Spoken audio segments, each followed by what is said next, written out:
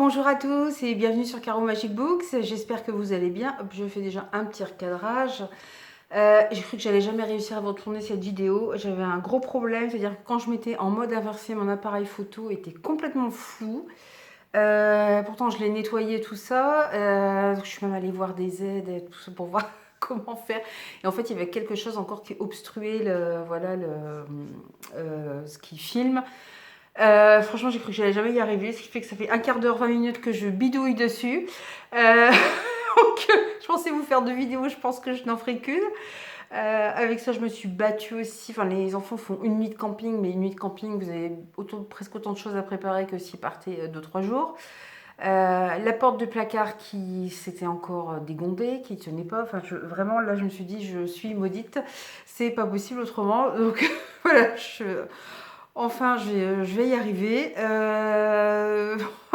J'espère que de votre côté, ça va. Ici, on est encore en mode chaleur. Alors, quand je vous filme, là, on est en juillet. Vous aurez la vidéo en août. Mais possible, il nous réannonce ici une canicule pour la première semaine d'août, c'est-à-dire la semaine prochaine pour moi. Voilà, ça. Et là, il fait encore chaud. On est à moitié dans l'ombre. La semaine dernière. J'étais toute la journée avec les volets fermés, enfin, l'impression de vivre comme un vampire, là, que tout est fermé, pas un ray de lumière qui passe, tout va bien. Donc voilà, mais bon, c'est les aléas du chaud-froid, et bon, ça devrait baisser un petit peu. Enfin, voilà. Donc, je voulais aujourd'hui vous faire un petit point lecture, et puis vous parler aussi j'ai vu quelques films, vous parler des derniers films que j'ai vus, donc je pense que je vous parlerai que d'un film à la fois, parce que sinon, avec ma grande langue, on va parler que cinéma tout au long de la vidéo. Donc, je vais vous parler d'un film que je suis allée voir au cinéma. Il n'y sera peut-être plus d'ici à ce que la vidéo sorte, malheureusement. C'est Top Gun. Enfin, c'est Pete Mitchell, alias Maverick, alias Tom Cruise, alias Top Gun. Donc, on retrouve... moi, j'ai retrouvé avec beaucoup de plaisir... Top Gun, hein, parce que ça me rappelait ma jeunesse. Alors, c'est sorti en 86. J'étais trop jeune pour le voir. Hein. Ce film en 86, quand même, en fait, ça fait partie de ces films un peu comme Cocktail, dans lequel joue aussi Tom Cruise, ou Dirty Dancing, qui ont eu eu un revival, eu du succès quand ils sont sortis en vidéocassette. Pour ceux qui connaissent le magnétophone, c'était avant l'ère des DVD. Voilà, quand ils sont passés à la télé, tout ça, et ça m'a rappelé. Enfin, j'ai éprouvé beaucoup de nostalgie à regarder ce film, à le voir au cinéma. J'ai même aimé une séquence émotion où je me suis dit, ils vont réussir à me faire pleurer là-bas. Mais c'était vraiment. Ouais, c'était très. Voilà, ça m'a rendu très nostalgique parce que quand moi je l'ai vu, enfin voilà, j'étais ado. Je vous dis, c'était pas à sa sortie, hein, c'était plus tard. Je l'ai vu ado et on en parlait avec ma cousine. La seule chose qui nous intéressait, c'était savoir quand est-ce que Maverick allait embrasser Kelly McGillis, quoi. C'était ça, quoi. Il y avait une scène dans l'ascenseur où il y avait une tension sexuelle. On disait, mais est-ce qu'il va l'embrasser ou pas? Et non, il l'embrassait pas. On disait, mais c'est pas possible. Voilà, les combats, les acrobaties en avion nous intéressaient moins.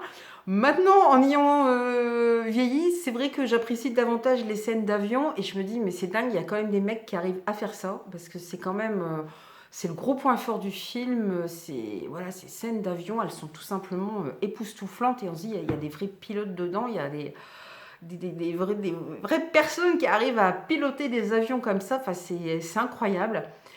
Donc on en rend plein les yeux. Niveau romance, il y en a une, mais elle prend pas trop de place, ce qui est pas plus mal, moi j'ai trouvé. Alors ce qui était sympa, c'est que moi quand je l'ai vu le film, alors ça fédérait à la fois les jeunes hommes, enfin voilà, les ados et les adolescentes, puisqu'il y avait tous les combats d'avion, toutes les scènes avec les avions, cet esprit de corps, d'équipe, voilà, de camaraderie ou même parfois d'émulation ou de guéguerre entre entre les pilotes pour savoir qui serait le meilleur. Et il y avait cette histoire d'amour pour les filles. Et là, ce qui est sympa, c'est qu'en fait, quand je suis allée au cinéma, il y avait à la fois des gens beaucoup plus jeunes que moi, et à la fois des gens beaucoup plus vieux que moi. Donc on est vraiment, puis des gens de mon âge et à peu près du même âge. Enfin, voilà, c'était vraiment très fédérateur et on a un public assez différent quand même. Et ça, je trouve ça quand même assez sympa. C'est rare qu'un film arrive à faire ça. Voilà, puis bon, il y a toute la séquence, on revoit pas mal, bon, je vais peut-être pas spoiler, il y en a peut-être quand même parmi vous qui n'ont pas vu le premier. Voilà, on revoit beaucoup son meilleur ami à Tom Cruise, Maverick. On revoit et on voit son fils puisqu'il a un fils. Donc là maintenant son fils est grand et est adulte et est aussi à Top Gun comme pilote.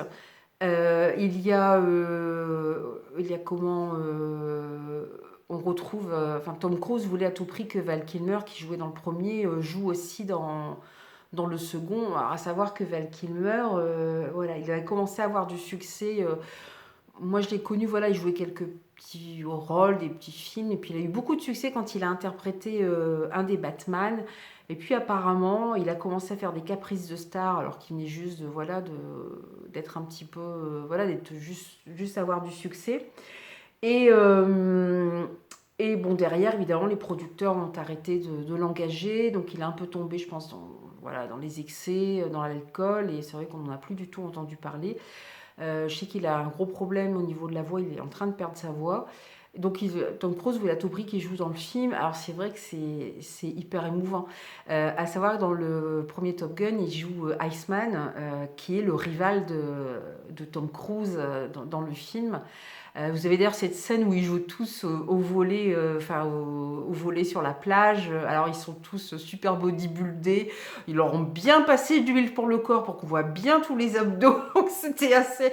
Donc là, il y a à nouveau cette scène-là, mais alors moins glamourisée. Puis il y a des femmes cette fois, des pilotes aussi, ce qu'il n'y avait pas dans le premier. Voilà, donc voilà, c'était assez. Mais voilà, on retrouve un esprit d'équipe, de corps avec ses souvenirs du passé.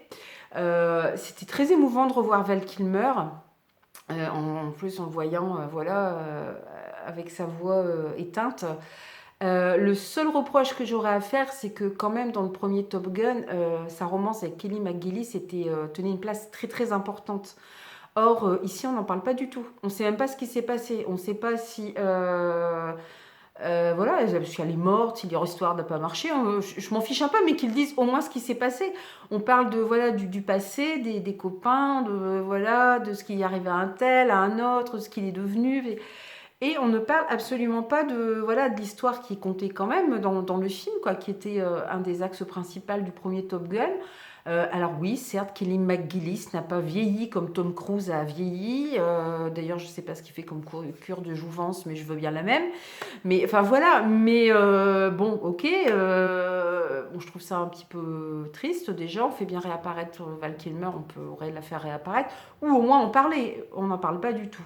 Alors c'est vrai que Kelly McGillis avait aussi, c'est pareil hein, avec Top Gun, donc elle avait été, voilà, été mise sur le devant de la scène. Elle avait joué dans le film Les Accusés. Pour ceux qui ne connaissent pas, c'est un film avec Jodie Foster où Jodie Foster est violée par plusieurs hommes et Kelly McGillis joue son avocate. Kelly McGillis a confié après qu'elle avait elle-même été victime d'une agression sexuelle. Voilà, et après ça, je sais pas, j'ai plus trop entendu parler d'elle. Bon, après, moi j'étais jeune, j'ai pas fait trop attention. Là, apparemment, j'ai revu quelques infos. Le truc, c'est qu'apparemment, Hollywood ne l'a pas cru quand elle a raconté ça. Donc, elle a été un peu mise au banc d'Hollywood. En plus, bon, faut savoir que Top Gun, ça date ça date de 86. Je sais pas, Les Accusés, ça doit dater peut-être des années 90. Elle avait joué aussi dans. Ah, j'ai pas retrouvé, ça se passe dans une communauté amish avec Harrison Ford. C'est Witness, voilà, Witness.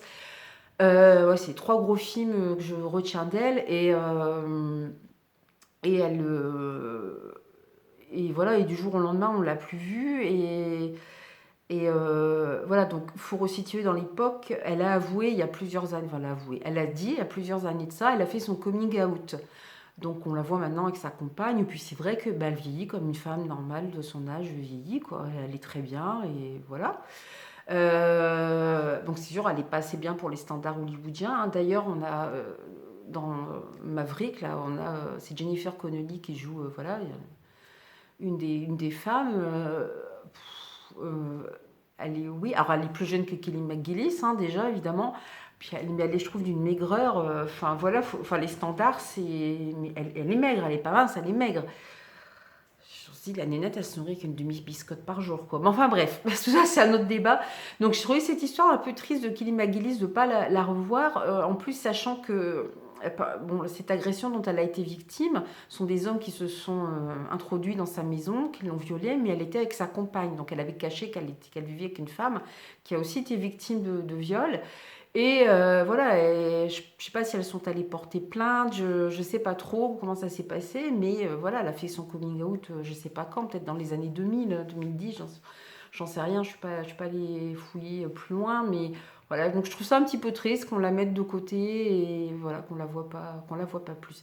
J'espère que la vidéo ne sera pas trop pourrie parce que je vois que ça fait des petits traits en bas. À mon avis, je crois qu'il va falloir que je renettoie un peu mieux ce qui filme. Donc voilà, donc en tout cas c'était voilà, un bon film au niveau des effets spéciaux, au niveau ouais, des scènes d'avion, un peu plus moderne. Et puis bon, c'est sympa de retrouver le personnage de Maverick. Et puis je vous dis, moi je surtout garder un sentiment de nostalgie à revoir tout ça. Voilà. Sinon au niveau livre, voilà, je voulais vous parler de mes dernières lectures, enfin de mes dernières lectures. Alors en ce moment je suis en train de lire... Voilà, Poutine. Donc ça, c'est dans le cadre de la masse critique Babelio. J'avais coché plusieurs livres d'actualité, dont il y en avait 2 ou 3 sur Poutine. Donc là, c'est de Jacques Bod aux éditions Max Milo. Poutine, maître du jeu, point d'interrogation. Alors c'est bien, mais le problème, c'est que moi, je suis pas très calée en géopolitique. C'est pour ça aussi que j'ai voulu le lire, mais du coup, c'est pas très fluide. Je le lis pas très très vite. Donc entre deux, j'en profite pour me faire les mangas que j'avais commencé et que je n'ai pas fini. Donc Sister and Vampire, on n'est pas du tout dans le même... dans le même genre de lecture. Et puis pour finir, enfin, Kingdom Game. Donc là, il m'en restait 4 à finir. Il m'en reste 4 à finir. C'est en 5 volumes. J'avais lu le premier il y a un moment déjà, donc j'en profite pour essayer de terminer la série aussi entre deux. Parce que moi, j'aime bien lire avant de dormir. Alors, lire la géopolitique avant de se coucher, c'est pas vraiment ce qui vous détend le plus. Donc voilà, je me fais un petit manga le soir, ça fait du bien. Sinon, j'ai pour mon point lecture, dans mes dernières lectures, j'ai lu Des profondeurs, je crie vers toi. Vous l'avez déjà vu sur mon... Je pense que je l'ai déjà mis, hein, je regarde sur mon carnet, oui, sur mon Facebook et mon Instagram. Alors c'est de Sébastien Julien, c'est aux éditions Évidence. Là, on va suivre un petit garçon, Dany, et sa maman.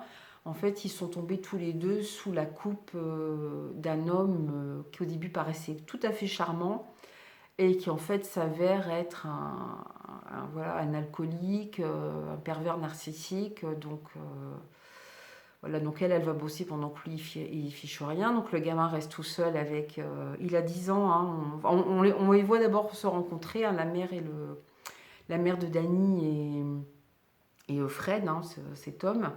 Et ensuite, on le voit, il a 10 ans. Parce que lui, en plus, sa mère, le père les a quittés. Donc, Dany n'a jamais connu son père biologique. Il pensait même que Fred était son père au départ, parce qu'il l'a vraiment connu très jeune. Mais l'autre s'est pas gêné pour lui balancer que c'était pas son fils et qu'en gros, comment il lui donne comme. Qu'est-ce qu'il lui donne comme surnom? Petite merde, je crois. Enfin, je sais plus. Enfin, voilà comment il l'appelle, quoi. Et voilà. Et donc, il y a des scènes assez dures parce que il n'y a pas de... C'est de la violence psychologique, voilà, c'est ça surtout. Donc c'est assez dur, c'est assez noir. Voilà, ça fait assez réaliste, mais l'auteur ne s'en sert pas pour... voilà, il ne met pas de la violence pour mettre... Enfin, de la violence psychologique pour mettre de la violence psychologique. Son propos derrière et autre, c'est déjà d'apporter, entre guillemets, un témoignage, hein, parce que malheureusement, ces situations arrivent souvent. Le gamin se retrouve tout seul avec cet homme, le temps que sa mère travaille.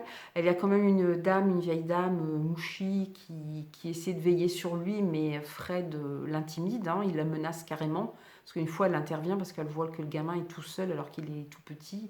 Il est tout seul dehors et quand elle rentre dans la maison, l'autre il est en train de cuver son alcool, quoi. Puis il se réveille d'un seul coup, il la menace. Donc elle se méfie quand même, du coup, de la violence de cet homme mais elle essaie de garder un œil sur Dany et sa mère, c'est leur seul soutien d'ailleurs.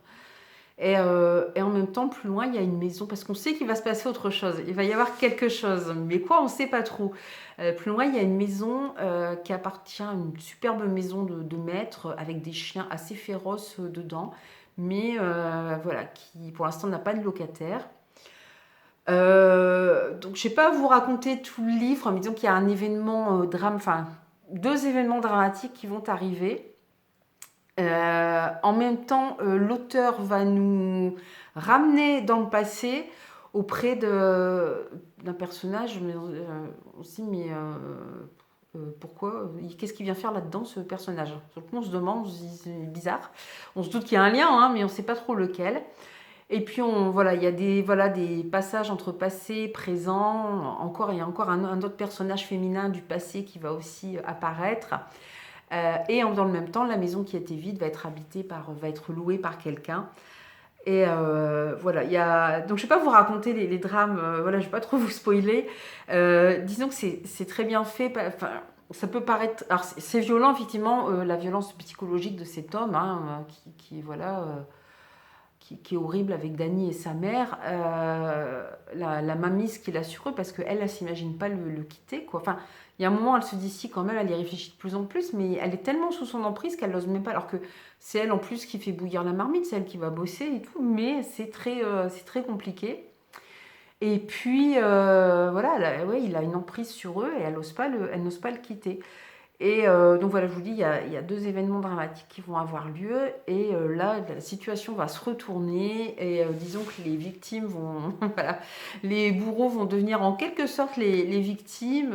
Et les victimes vont enfin avoir gain de cause. Alors, je vous le dis tout de suite, il y a une légère touche de fantastique dans le livre. Enfin, pas du fantastique, je dirais plutôt de l'étrange. Voilà, quelque chose d'étrange qui arrive, voilà, qui explique les événements, qui a un rapport avec le passé. Donc, en fait, moi, j'ai beaucoup de mal avec des livres comme ça qui parlent de la maltraitance sur les femmes et les enfants. Donc, c'était une lecture très noire au début, mais je me dis en même temps, oui, c'est la réalité. Et en même temps, on sait qu'il va y avoir autre chose. Donc, du coup, ça aide aussi à continuer dans la lecture.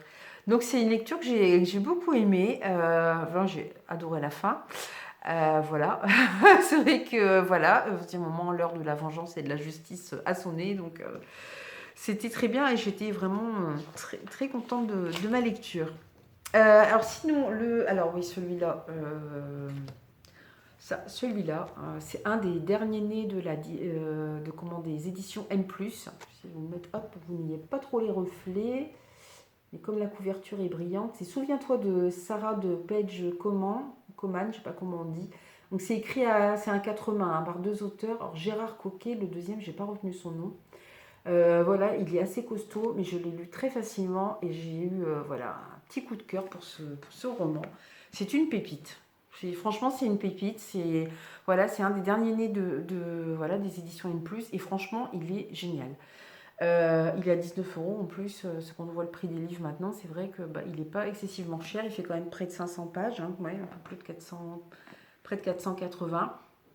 En fait, on va suivre une éditrice, Jeanne, qui va recevoir un manuscrit écrit par une certaine Sarah, où elle raconte sa vie. Bon, elle va très vite sur sa naissance, elle parle surtout de sa vie à partir du moment où elle est placée parce que sa mère, son père est décédé à sa naissance et sa mère meurt quand elle est jeune et elle se retrouve à 15 ans à peu près, ouais, 14-15, peut-être non, un petit peu avant, dans une famille d'accueil et tout commence pour elle quand elle a 15-16 ans à peu près. Et voilà. Et en fait, Jeanne va lire tout le manuscrit et elle va être horrifiée par ce qu'elle lit, par tout ce qu'a vécu Sarah.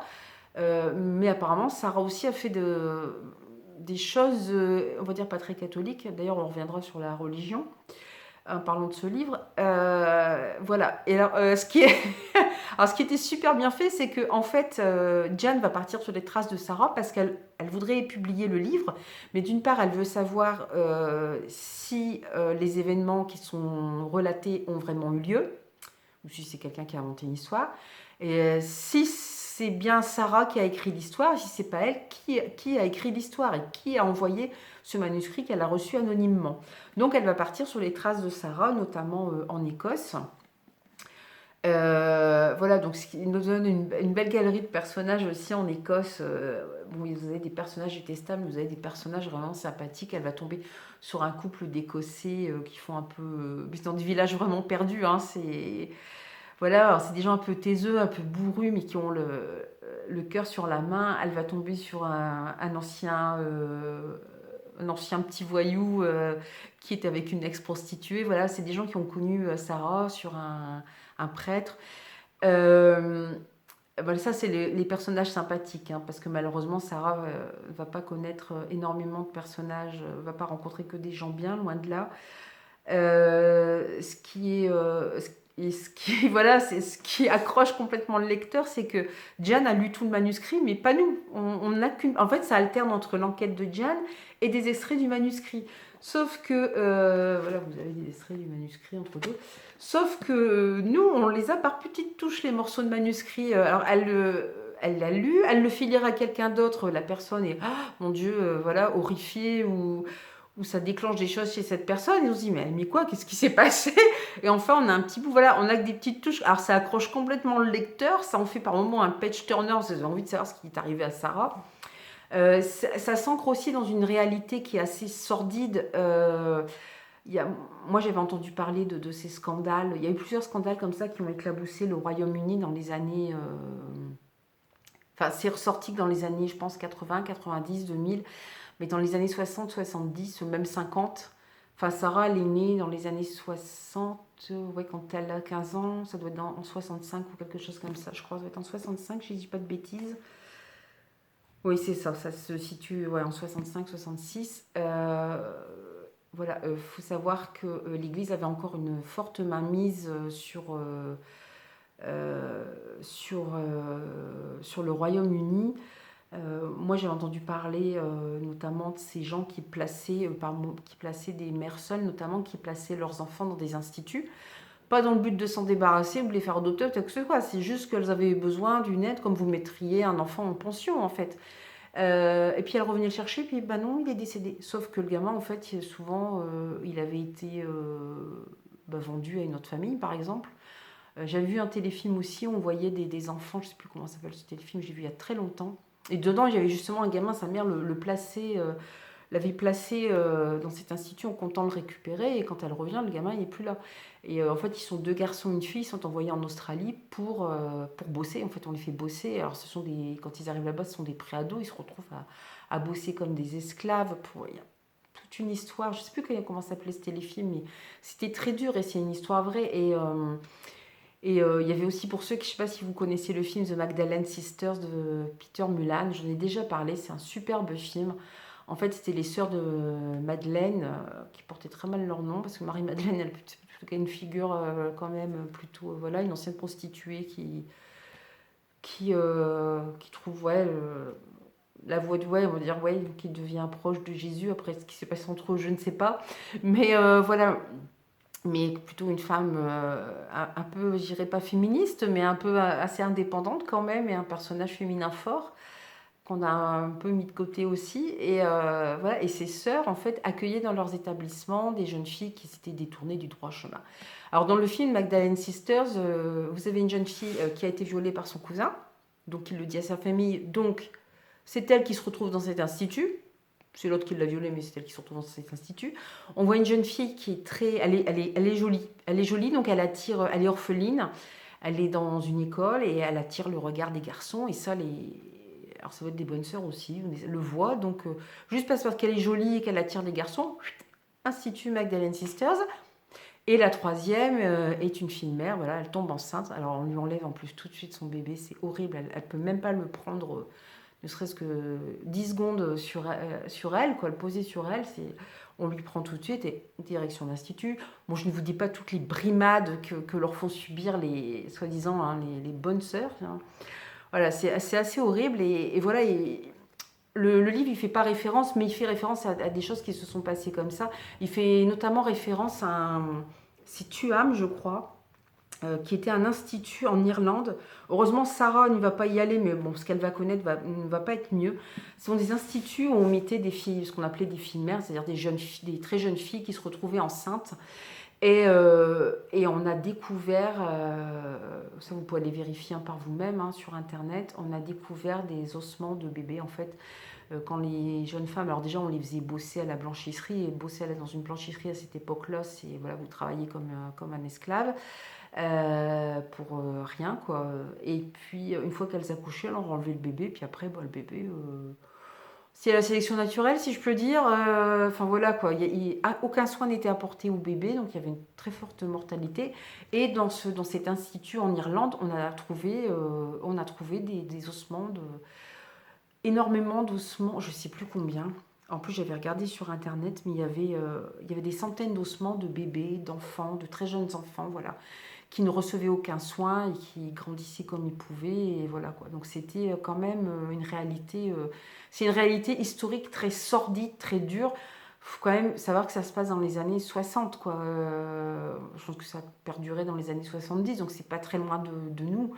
Et voilà, et ces filles étaient considérées comme des moins que rien parce qu'elles avaient osé voilà, dévier du droit chemin. Par contre, le père, le bonhomme, lui, non, lui, il n'a rien à se reprocher. D'ailleurs, vous avez des personnages masculins, un en particulier, enfin, qui est détestable au possible, mais Sarah est très jeune, Sarah est très naïve, enfin voilà. Donc ça fait un récit à la fois, donc je vous dis par moments ça fait page turner, il y a énormément de suspense parce qu'on veut savoir si l'histoire de Sarah est vraie, qui est Sarah, si elle a vraiment existé, qu'est-ce qui lui est arrivé, qui a donné ce manuscrit, et puis en même temps ça s'inscrit dans une réalité voilà, historique assez forte, hein, des scandales voilà, qui ont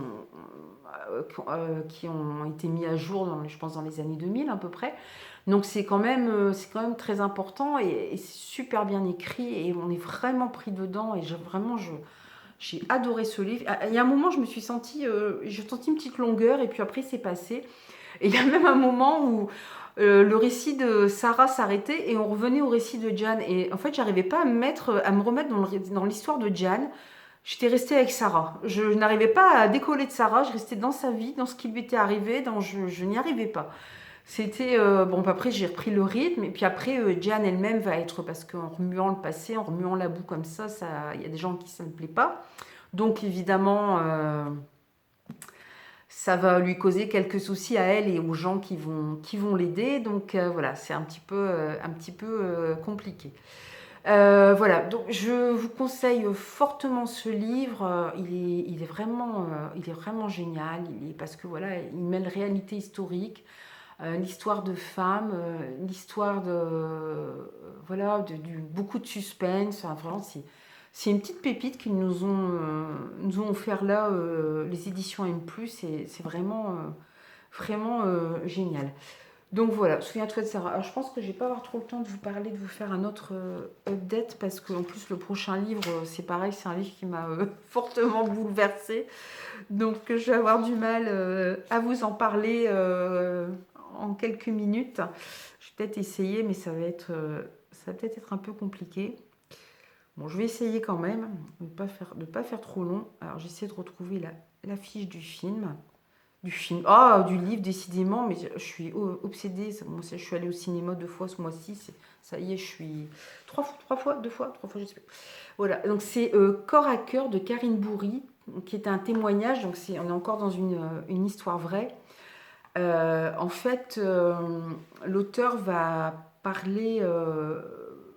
Bon, elle a eu un parcours pas très simple pour tomber enceinte, puisqu'elle a suivi un parcours PMA, l'aide à la procréation assistée. Donc, c'est procréation médicale assistée, le nom exact. Voilà, elle a un petit garçon. Jusqu'ici, tout se passe bien, sauf qu'elle remarque qu'il y a des choses qui vont pas. Son bébé souffre. Il y a une scène assez terrible où elle s'absente. Elle laisse pas le bébé tout seul, hein, je vous rassure, mais où elle s'absente et elle sent que quelque chose ne va pas. Et c'est vrai que l'enfant manque de mourir. Il faut dire les choses comme elles sont. Et puis, mais je pense que je vais pas avoir le temps de vous en parler autant que je voudrais. Je vais juste vous en dire 2 mots, je vous en parlerai plus une prochaine fois. Et voilà. Et en fait, elle va dire. Alors, c'est très compliqué, ça a été très très très compliqué avec le corps médical. C'est même des fois, on est révolté hein, face à tout ce que cette famille a subi et à l'inertie du corps médical qui dit bah ça va passer. Ouais, ça va passer tout seul. Sauf qu'en attendant, le bébé souffre, il ne se nourrit pas. En fait, il est atteint de ce qu'on appelle un RGO, c'est un reflux gastro-œsophagien. C'est-à-dire que quand il mange, il régurgite tout ce qu'il mange. Son estomac ne fonctionne pas super bien. Il y a bon.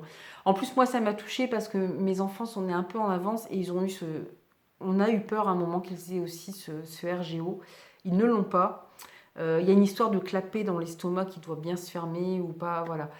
Disons que là, voilà, nous, ça s'est résolu, même s'il garde une certaine fragilité au niveau de l'estomac, mais là, ça s'est absolument pas résolu, et il a fallu des années de combat pour que les parents, pour que la maman, c'est la maman qui témoigne, hein, trouvent des médecins, des spécialistes compétents qui, voilà, qui mettent un nom sur la maladie, mais aussi sur la douleur des parents qui se sentent complètement impuissants, parce que un bébé, ça a besoin, au début, ça a besoin, voilà, de manger, de dormir pour grandir. Sauf que il a mal. Quand il mange, ça le soulage, mais au bout d'un moment, il régurgite tout, donc il a à nouveau mal. Donc en plus, il ne dort pas. Donc comment voulez-vous qu'un enfant grandisse? On sait que les cellules de son cerveau sont en train de se faire au même moment. Comment voulez-vous que ça se passe bien? Et vous imaginez l'émotion, enfin le, la douleur des parents et l'impuissance quand on quand on ne peut pas trouver de solution, et que les médecins restent, voilà, ne sont pas à l'écoute, ne disent oui, ça va se régler, sauf que ça ne se règle pas. En plus, ils auront deux autres enfants qui auront aussi le même problème. Donc voilà, c'est un roman, c'est pas un roman, c'est un témoignage. Il est très court, mais il est vraiment très intense. Moi, j'ai été mais émue tout au long du récit. J'ai été bouleversée par le récit de cette famille, de cette maman qui est vraiment hyper courageuse parce qu'elle est tout le temps, elle veille tout le temps sur le bébé de peur voilà, parce que si un bébé régurgite, il y a toujours le risque aussi qu'il s'étouffe et qu'il meure. Voilà, c'est ça aussi la réalité. Et donc, elle le garde quasiment tout le temps avec elle. Donc, voilà, c'est très très prenant. Je vous en parlerai lors d'un second update lecture parce qu'il y a beaucoup de choses que j'aimerais. Vraiment, ce livre m'a vraiment fortement émue. Là, je vais vous laisser avant que mon appareil photo ne coupe complètement. J'espère que donc vous allez bien, que la vidéo ne sera pas trop pourrie. Et puis, je vous dis à une prochaine fois et je vous souhaite de belles aventures livresques. Bye bye!